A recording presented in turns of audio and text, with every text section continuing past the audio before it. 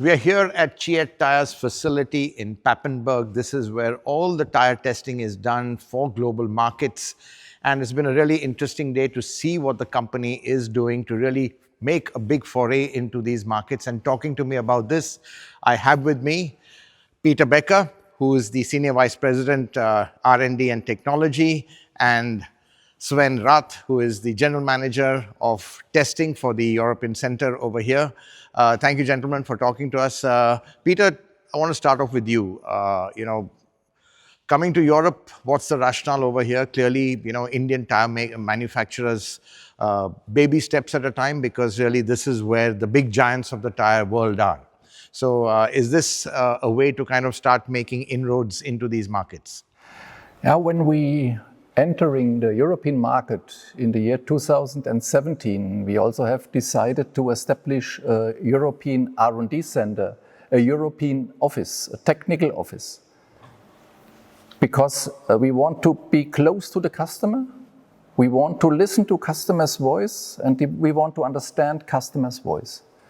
Of course, there was also a need for our OEM partners. We have a clear OE strategy for the future, medium term, long term, and for us it's a must to be in the market where these big ones in Europe are located.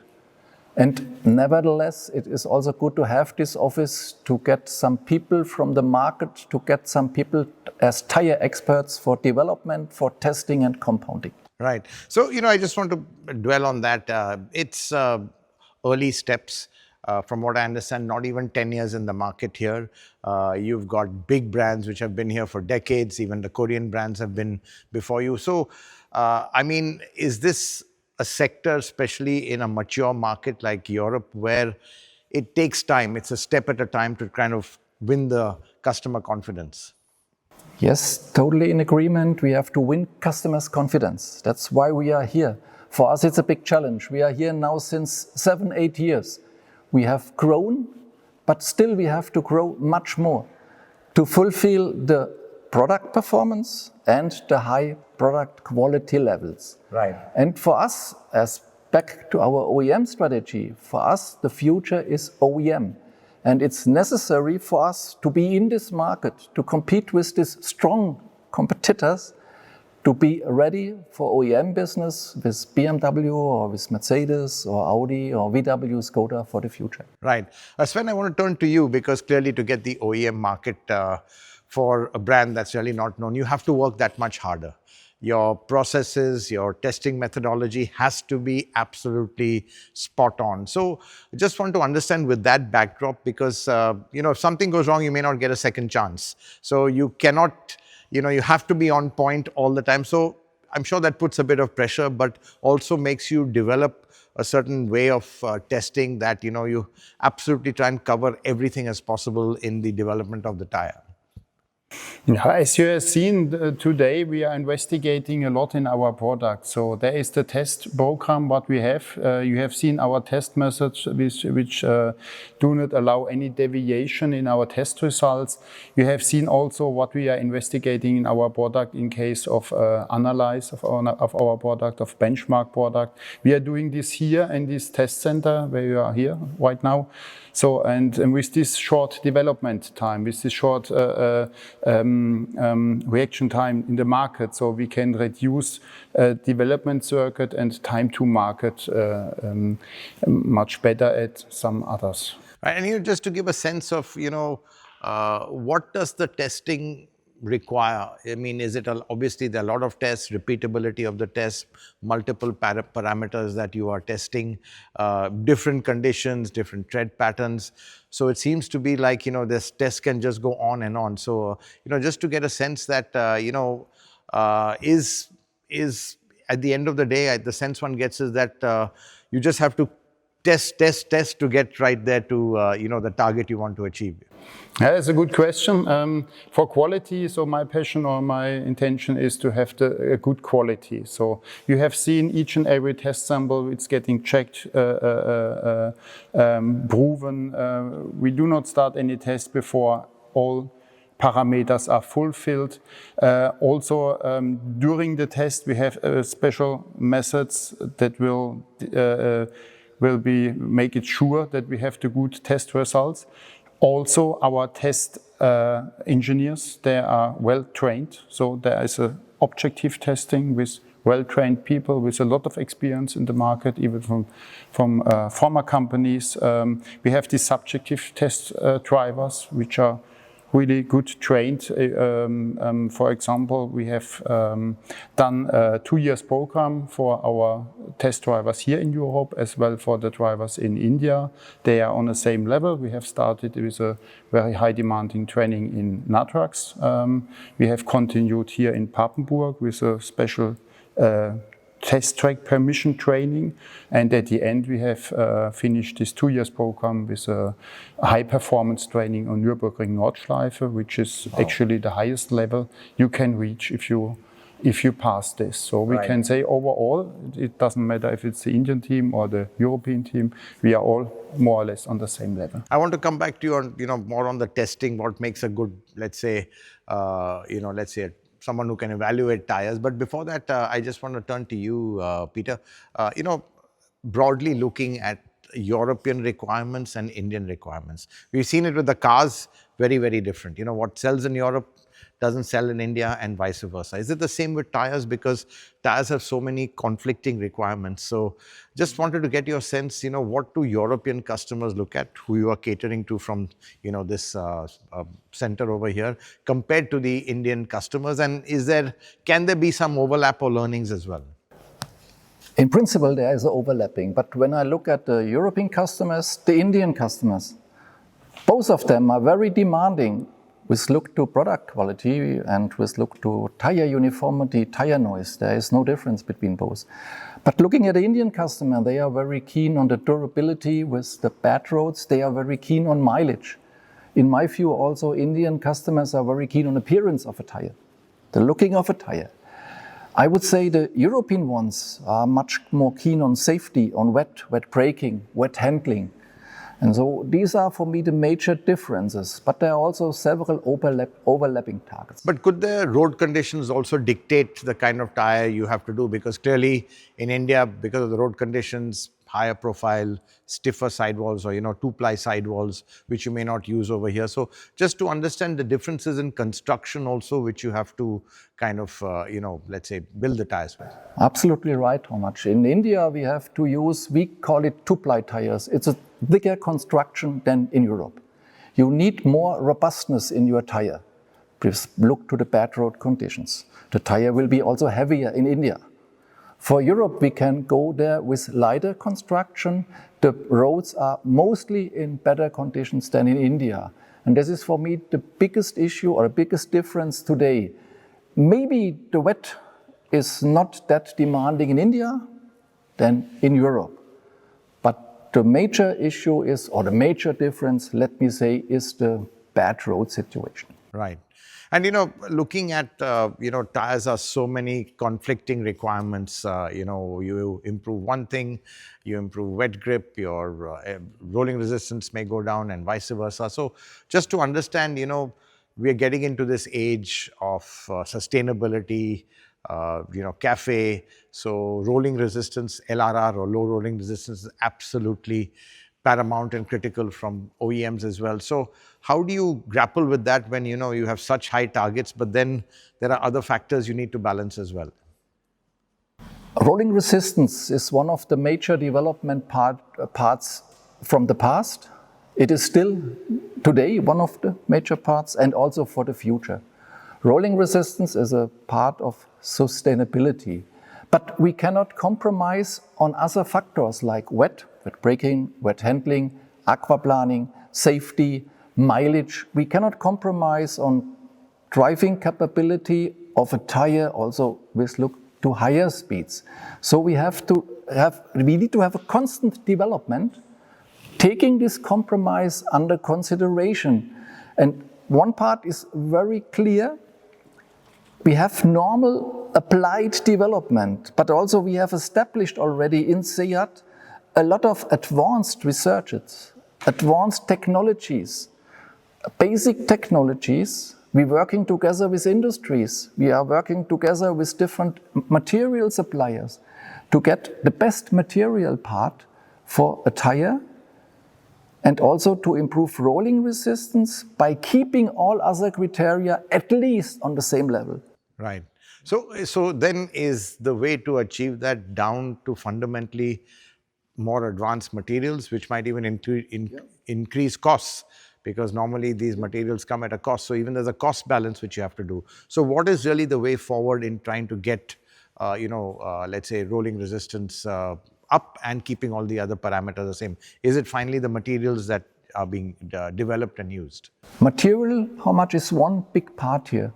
A rolling resistance in a tire is described by the pattern stiffness, pattern itself, is described by the shape of a tire, is described by the material, and is described by the compounds and the processing of these compounds in the plants.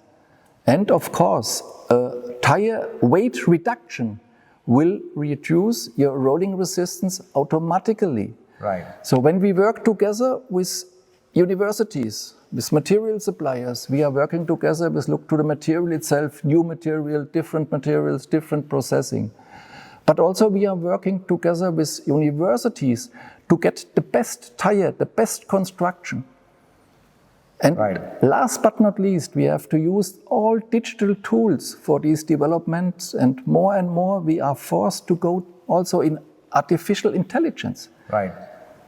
One is very clear at the end of the day. We cannot increase time to market significantly. We have to be ready with these high-level products in time. Right. So, Sven, turning to you, time to market is very important, but some things you can't shortcut in testing. So, I just want to turn to you on that. And obviously, is there a way to reduce, let's say, testing and validation also? Obviously, with digital, you can do something. And, how do you come to, let's say, when you start testing a tire, do you get that to about 80-85%, with doing it digitally or with simulations, and then the final 20% with on-ground validation? I mean, what's the process in that sense? Obviously, as Peter said, time to market is absolutely, everyone has to push for that. Mm-hmm. Exactly. You have seen today our strategy. So our strategy is not increasing the tests year by year, the numbers of the tests, which will increase costs, which will also increase or takes time. We need to be much faster for the future. We are getting more platforms like all season, like SUV all season, and more sizes. So we cannot take more time for this. Our strategy, well explained, is reducing time to market. Means here in our technical center, we can do tire analysis, we can do the digital footprint. With the digital footprint, we can see where we can tune our pattern, which you can see we have done today. In this information, we can give to our R&D center to Bhalla, and they can work with these informations. So otherwise, we would lose a lot of time just giving a test results or just giving the issue we have. Instead of giving the solution. And this is our target for the future, not just doing the test here, giving the results to our R&D center. We try to give the solution already to save a lot of time and money as well. Right. And, Sven, just turning to the certain trends, obviously electrification, moving from ICE to EV, how does that change or what are the challenges over there? I mean, since one gets with EVs, again, roll resistance, LRR is critical, but the vehicles are heavy, so maybe, the tires need to support that kind of weight. So I just want to know, looking at the EV side, what's different that needs to be done? So we don't have any specific EV pattern. So the new trend is having tires which are EV ready. Means we are developing a platform which is ready, and we are also testing this platform on EV vehicles in case of RRC, in case of all requirements are given by electric vehicles. So, and new platforms are ready for both and also EV ready. This is the new trend. You can see also with some other manufacturers making tires EV ready. Right. And, looking at the future regulations in Europe, everyone's talking about EU7 that is expected. And of course, I think one of the regulations in EU7 is, brake dust, tire dust. So clearly, I think, you have come under the radar of EU7. So, for, particulate matter from tires, is that going to put a lot of pressure and challenge on the tire industry? And, how do you kind of cope with that, especially since, you are trying to now make this big push into Europe? This is a big topic for each and every manufacturer, and there is still no special test methods available, which is really established. Regulation is working on some outdoor test methods, also some indoor test methods, finally we need to see which kind of method it will be. So there's nothing fixed right now. Right. Still, okay. So they are working on a reliable test method, either indoor or outdoor. Right. And again, Sven, tire testing, there's such a big subjective element of it. You can have your data, but finally it's the seat of the pants, the feel, and really is that really the kind of secret sauce of every company to have that kind of talent? It's more talent than software sometimes. And how do you develop that? So I just wanted to get your thoughts on that, because is that finally that last 5% is just down to the individual who has that feel of, knowing where the improvements are being made and, what needs to be done?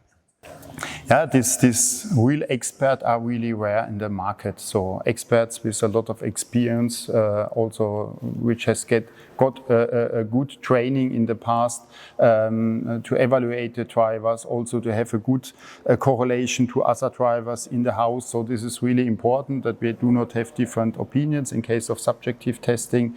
Also, the next step is not just evaluating a tire, either objective or subjective, so with measurement tools or subjective feeling.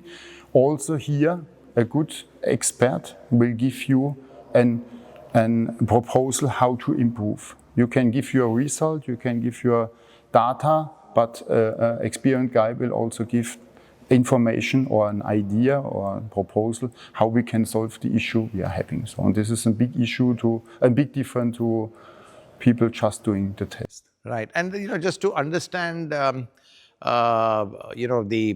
say what makes a tire tester special? I mean, and how long does it take? Is there a lot of training? I mean, what is it to get him to that level? First thing, you need to have people who are able to control the car, who have the talent to control the car.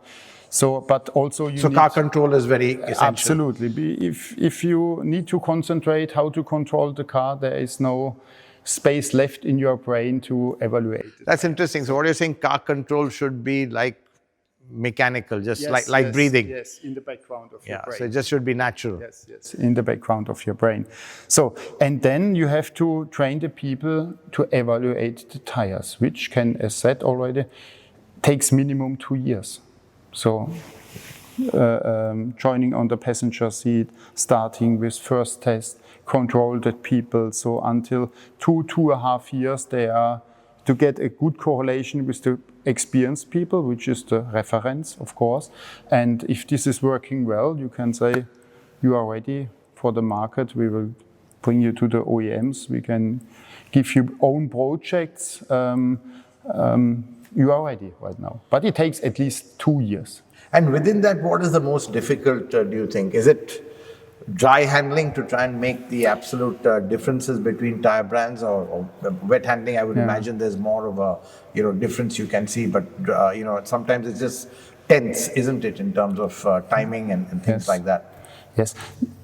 There are subjective tests like snow handling, ice handling, wet handling. These are low mu tests. Yeah. You are going to the limit of the tire and you evaluate the tire on the limit. So as more limit or as more grip, as more better behavior, the tire will give you better lap timing. Right. So better the rating is. So, but for dry handling, there are much more parameters. You are not driving always on the limit. You are checking a center feel, response out of the center, very smooth maneuvers, body roll, linearity. So, and this is just a subjective feeling. No measurement tool will support you. Right. So And this is the difficult, yes. And you never know if somebody will be able to learn. So if you start to train somebody, you have always the risk he will never learn. But anyway, we have the experience to see it very early if it works or not. Right. And last question,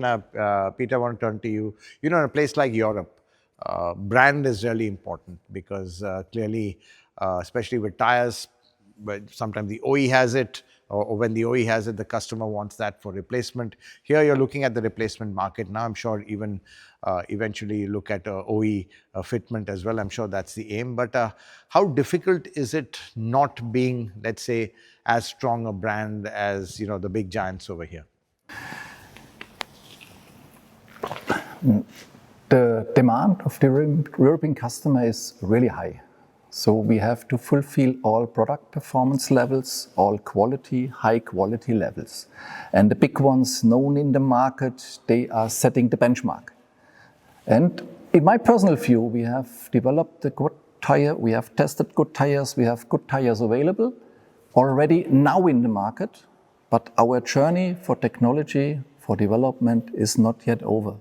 But it's a must for us to compete with these big ones. We're taking these big ones as benchmark. Only when you take these big ones, then you have the capability, or you will create the capability to compete with them. And this is our target where we worked on, still working on, and will work on.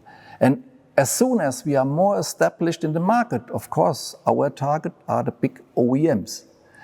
And beside the product performance and quality, of course, our brand name is very important for the market. And here, marketing is working on it already. We have done some good initiatives, for example, the partnership with the German soccer team Bayer Leverkusen and many other activities, but this will take time. How much? I'm expecting, we are now here for 7-8 years, I'm expecting at least 8 to 10 more years to be established, to be known than the bigger ones. Right. But the bigger ones are 50 or 60 years in the market and we are the newcomer. Right. But I'm absolutely convinced as a team, marketing, plant, sales and technology, we will make it. I have absolutely no doubt together with the Indian team. Right. And you know, I just want to talk on price because that's quite a tricky issue. You know, you're very affordable, then, you know, it can have an impact on the brand. But the bigger brands, let's be honest, Michelin, Pirelli, you know, they become quite expensive, very expensive. Do you think there's an opportunity there? Because I guess, you know, the average car buyer may, you know, even if he doesn't, may not want the last 5%, but if he gets a tire that fulfills all his requirements, you know, could look at a more affordable option and, you know, that's the opportunity. Yeah, first of all, we have to identify our price level in the market. Right. Again, we are newcomers. We cannot play so much. We have to establish ourselves in the market. And if we grow in technology, if we grow in reputation, brand awareness, if we are known to customers, then we are allowed to increase our prices. Right. And this is our target. Also, this will take some time. This will not be done within 2 or 3 years. Right. Well, yeah, so I think a long journey ahead, but a good start, and really wish you all success. Great to see an Indian brand, you know, coming to Europe. And I think, honestly, the test facilities which I've seen are absolutely fantastic, and glad to see you guys on the right track. And yeah, hopefully, as you said, you know, 10, 20 years, I think it'd be good to have an Indian brand as OE fitment on some of the European cars. So let's look forward to that. Thanks, Peter. Thanks a lot so much. And thank you, Sven. Thank you. Thank you.